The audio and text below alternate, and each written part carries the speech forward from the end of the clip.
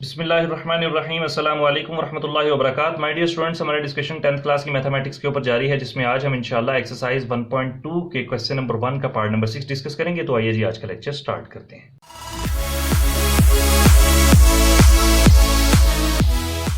पहले बच्चों, जब भी हमने क्वेश्चन को स्टार्ट करना है, चाहे वो फैक्टराइजेशन से हो, चाहे वो कंप्लीटिंग स्क्वायर से हो, या चाहे वो क्वाड्रेटिक फार्मूला से हो, सबसे पहला काम कि क्वेश्चन को क्वाड्रेटिक यानी कि स्टैंडर्ड फॉर्म जो कि A X square plus B X plus C है, उसके अकॉर्डिंग अरेंज करना पड़ता है। मतलब कि सबसे पहले स्क्वायर वाली टर्म हो, फिर एक्स वाली टर्म हो और फिर कांस्टेंट टर्म हो। तो ये क्वेश्चन ऑलरेडी अरेंज है। जब ऑलरेडी अरेंज होगा तो फिर सिर्फ क्या करेंगे, एबीसी की वैल्यूज आइडेंटिफाई करेंगे। वो कैसे आइडेंटिफाई होंगी?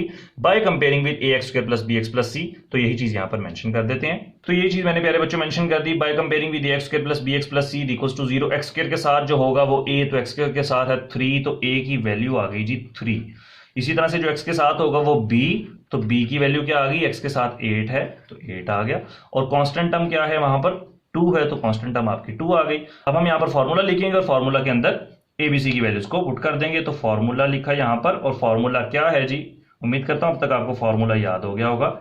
X is equal to minus b plus minus square root of b square minus 4ac divided by 2a। मैं पढ़ के इस वजह से लिख रहा हूं ताकि आपको फॉर्मूला पढ़ना भी आ जाए और सुन के भी आपको काफी हद तक याद हो जाए। तो अब इस फॉर्मूला में वैल्यूज पुट करेंगे। X is equal to minus as it is, b की जगह पर आ जाएगा 8 plus minus square root of b किसके इक्वल है जी 8, तो 8 का स्क्वायर आ गया माइनस 4, ए की जगह पर 3 और सी की जगह पर 2 पुट कर देंगे divided by 2 as it is और ए की जगह पर 3। X is equal to minus 8 plus minus square root of 8 का स्क्वायर करें तो प्यारे बच्चों होता है जी 64, माइनस का sign as it is 4 3 12 and 12 2 24 divided by 2 को 3 से मल्टीप्लाई करें तो 6।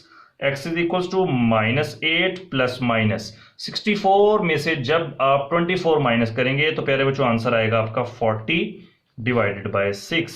अब जब आप 40 को कैलकुलेटर पर सॉल्व करेंगे तो आपका क्या आंसर बनेगा, x is equal to minus 8 plus minus 2 square root 10 बचेगा जी। वो कैसे बचेगा, आप कैलकुलेटर पर डायरेक्ट स्क्वायर रूट 40 लिखें तो आपका आंसर आ जाएगा। दूसरा तरीका भी मैं आपको बता देता हूं, स्क्वायर रूट 40 है ना, तो 40 का जब एलसीएम लेंगे तो प्यारे बच्चों चेक कर लीजिएगा जरा क्या आता है। मैं आपको रफली भी बता देता हूँ, मैनुअली भी बता देता हूँ कैलकुलेटर से। तो आपको मैंने बता दिया ना, स्क्वायर रूट 40 पुट करेंगे कैलकुलेटर में 2 स्क्वायर रूट 10 आएगा। 2 20 जा 40, 2 10 जा 20, 2 5 जा 10 एंड 5 1 जा 5। अब ये देखें ये क्या आ रहा है 2 की पावर 3, मतलब ये अगर हम 2 के स्क्वायर को अलग कर लें और बाकी क्या बन जाता है 2 5 जा 10, 2 का स्क्वायर रूट, जब 2 का स्क्वायर जब अलग कर लेंगे 2 स्क्वायर मल्टीप्लाई बाय 2 5 जा 10, स्क्वायर रूट 40 की जगह हम क्योंकि 40 को सॉल्व कर रहे हैं और 40 स्क्वायर रूट के अंदर था तो उसकी जगह मैंने यही लिख दिया। अब ये स्क्वायर रूट से कैंसिल हो गए, 2 बाहर आ जाएगा तो 2 स्क्वायर रूट 10 रह जाएगा। अगर ये मैनुअली ऐसे करने की पेपर में आपको जरूरत नहीं है, आपको कैलकुलेटर अलाउ होते हैं, आपने डायरेक्ट कैलकुलेटर पर करना है, लेकिन मैनुअली भी बता रहा हूं ताकि आप लोग इसको सिर्फ एक पढ़ते ना रहें बल्कि आप सीखें भी कुछ। तो ये मैंने इसलिए आपको बताया कि 2 स्क्वायर रूट 10 आ जाएगा स्क्वायर रूट 40 की जगह। अब आगे मजीद हम सॉल्व करते हैं। तो x इज इक्वल्स टू, इस तरह से भी हम पहले ना इससे मिलता जुलता क्वेश्चन हम कर चुके हैं जिसमें से हमने ऐसे कॉमन लिया था। तो जब मैं दोनों में से क्या कॉमन आता है, देखें यहाँ पर 8 है और यहाँ पर 2 है, विदाउट साइन अगर बात की जाए तो यहाँ पर क्या लिखा हुआ है 8 और यहाँ पर 2, दोनों वैल्यूज जो है वो 2 के टेबल में आती हैं। तो 2 अगर मैं कॉमन ले लूं तो बाकी क्या रह जाएगा -4 प्लस माइनस ये 2 तो मैं कॉमन ले चुका हूं तो स्क्वायर रूट 10 आ जाएगा। ठीक हो गया ना, डिवाइडेड बाय 6 डिनोमिनेटर में एज इट इज आ जाएगा। अब इसकी कटिंग करते हैं, 2 1 जा 2 एंड 2 3 जा 6, तो आपकी जो वैल्यू बच जाएगी बाकी वो लिख देते हैं। X is equal to -4 plus minus square root of 10 divided by 3। मजीद आगे सिंप्लीफाई नहीं होती तो यही आपका आंसर आ जाएगा। अच्छा, सॉल्यूशन सेट में लिखने से पहले एक बड़ा इंपॉर्टेंट पॉइंट मैं आपको बता दूं, बाज बच्चे करते ये हैं कि ये 6 और इसकी 8 की कटिंग कर देते हैं।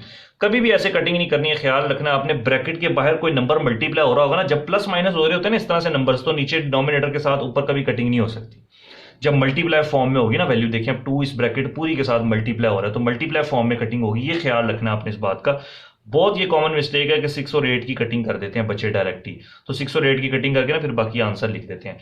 आंसर जब कटिंग करनी है हमेशा मल्टीप्लाई फॉर्म में होनी चाहिए वैल्यू। ऊपर एक देखें अब ये पूरी ब्रैकेट के साथ 2 मल्टीप्लाई हो रहा है तो ये दोनों आपस में ऊपर नीचे कटिंग हो जाएगी इसकी, इनको एक सेम टेबल पर हम डिवाइड कर सकते हैं। तो अब सोल्यूशन सेट लिख देते हैं इसका। solution set is equals to -4 plus minus square root of 10 divided by 3।